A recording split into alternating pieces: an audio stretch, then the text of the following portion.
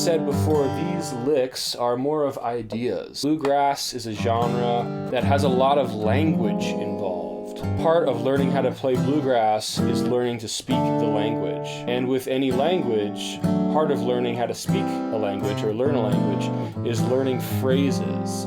Phrases that make sense, phrases that work. So licks and ideas like this are just one component of improvising in bluegrass. I'm actually working on a course as we speak right now to expand upon everything else improvising, flat picking that isn't lick based. Like how to approach improvising from a flat picking standpoint, excluding licks. Because the licks are kind of the bookends to me. They're the reference points.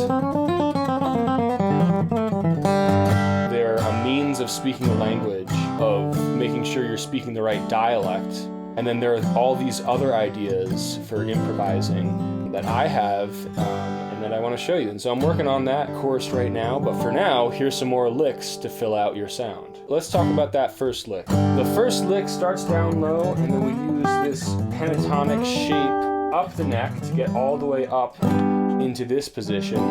And then the issue always with flat picking is, how do I get back down to home base if I'm all the way up here? And so the way I like to do this, and many others have done before me, is to use this open G string to move back down. So I'll show you what I mean. 1, 2, 3, 4.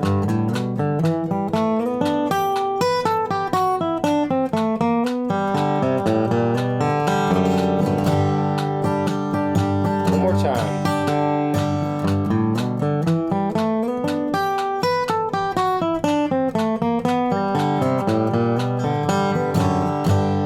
So you're using this opportunity of open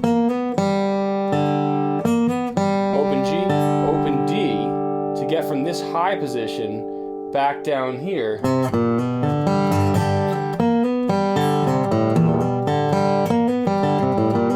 Honestly, even if you just took one piece of this lick,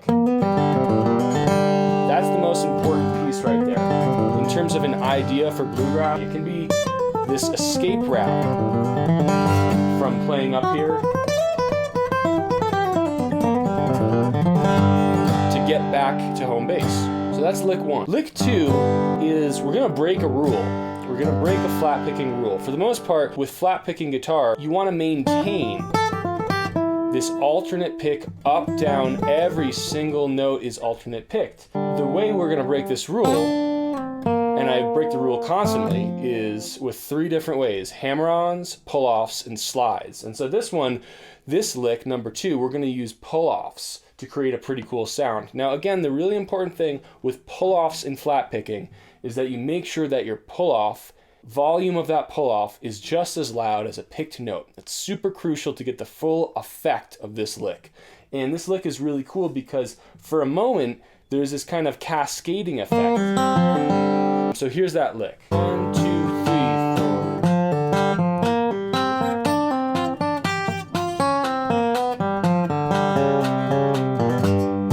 We'll do it one more time. Here we go. 1, 2, 3, 4.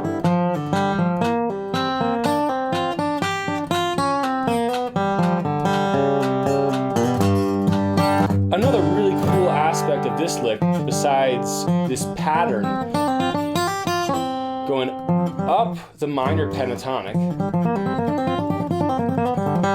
is at the end of this lick, we do this really, really cool half-step kind of motion, which starts on the sharp 4th of a G. 1, 2, 3, 4, sharp it, which gives it this really kind of ancient tone, mountain music sound. You can think of that as Lydian, but or you could just think of it as this kind of crunchy mountain music, kind of ancient tone of bluegrass, almost a modal thing if you're a fiddle player. It's a really, really fun effect. Right, and we're just using that sharp 4th, part of your blues scale, but we're really digging into it. So it's a slide down and then a slide that major third right there, that B, to make it major. Anyway, just a really cool sound to incorporate into your flat picking. Okay, the third lick, we kind of think of this one out of almost an F shape, right? Like almost like an F over G, which gives it this very dominant seventh sound. Almost, if you're a theory person, you might think of it as like a Mixolydian kind of sound, or you just think of it as this.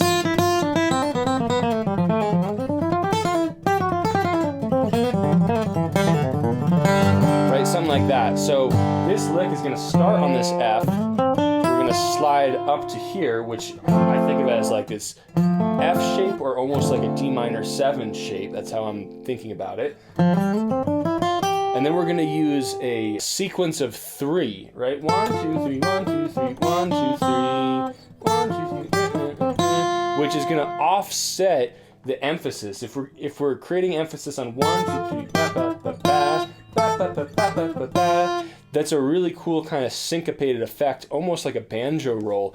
1, 2, 3, 1, 2, 3, 1, 2, 1, 2, 3. And so that's kind of a brief explanation of what I'm thinking with this lick. Here it is, nice and slowed down. 1, 2, 3, 4.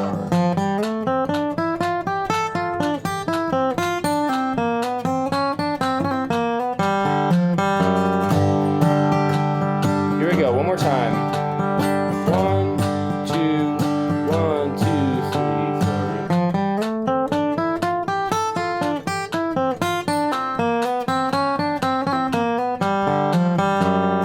So there you have it, 3 more licks. You can think of licks as ideas of, you can learn from licks, you can learn about different places to play, about how certain musicians are thinking about their improvising, right? You can use them in that sense. And also you can just use them as stock vocabulary that will ground you in the bluegrass tradition and provide you some kind of fallback or some really solid groundwork and some bookends to then enter your own improvised lines and your own approach to this music. If you like my style of teaching and you want to learn some more about bluegrass, I do have an online lesson series. These are pre-recorded lessons, kind of similar to this, but we go way more in depth on different topics related to flat picking and bluegrass guitar. Those topics pretty much fall into the category of improvising, rhythm guitar, and repertoire, fiddle tunes. Fiddle tune arrangements come with tab. I also kind of created a community of like-minded folks who are learning bluegrass, and there's access to the online forum that you get with a subscription to these video lessons, as well as access to a private Facebook group. And additionally, with this subscription, you get access to 1 online Zoom group lesson per month. It's called Alex's Acoustic Club, and you can find more information in the description of this video on my website. I hope you'll join me as we dive deep in a lot of these topics.